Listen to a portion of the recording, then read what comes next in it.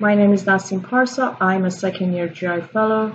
On behalf of my co-authors, I would like to discuss our recent publication in Endoscopy entitled Endoscopic-ultrasound-guided drainage of pancreatic wall of necrosis using 20 mm versus 15 mm lumen-apposing stents, an international multicenter case match study.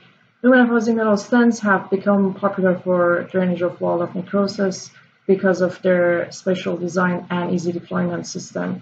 Compared to the 10 and 15 mm size, the new 20 mm size has 300% and 78% greater cross-sectional area. So in theory, this larger size may facilitate wound drainage, but at the same time, the bigger flanges could have caused more complication.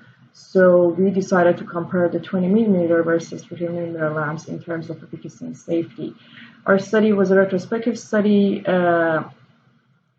involving 306 patients from 22 tertiary care centers. We defined clinical success as complete wound resolution without a need for further intervention. We defined technical success as successful LAMS placement without any immediate complications.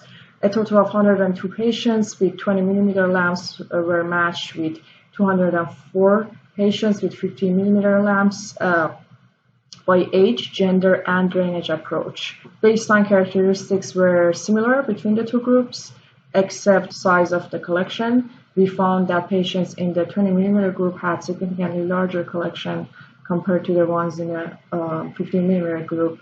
And this was likely because the larger collection on pre-procedural imaging and may have influenced the endoscopist's decision-making on choosing a larger diameter stent. Both groups had almost 100% technical success rate. We did find that patients in the 20 mm LAMS group underwent fewer endoscopic necrosectomy sessions for wound resolution compared to those in 15 mm group. The ones in the 20 mm group on average had 1.3 necrosectomy sessions compared to the ones in the 15 mm group who had 2.1 on average sessions. Both groups had more than 90% clinical success rate. In total, we observed 53 adverse events, of which 12 were bleeding, and out of those 12, 8 were due to pseudoaneurysm bleed.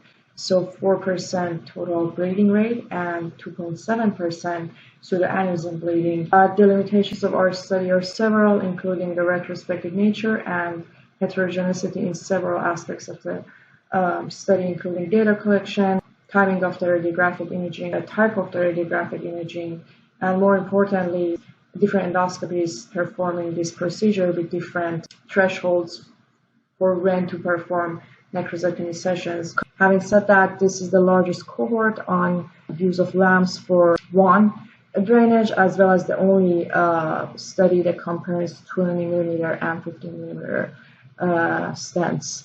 In summary, our study showed similar efficacy and safety for both 20 mm and 15 mm stent, but the 20 mm group needed less necrosectomy sessions for wound resolution, even when they had larger collections.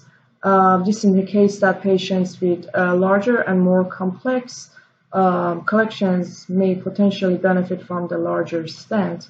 However, there is a need for randomized controlled trials that would further evaluate and confirm this statement.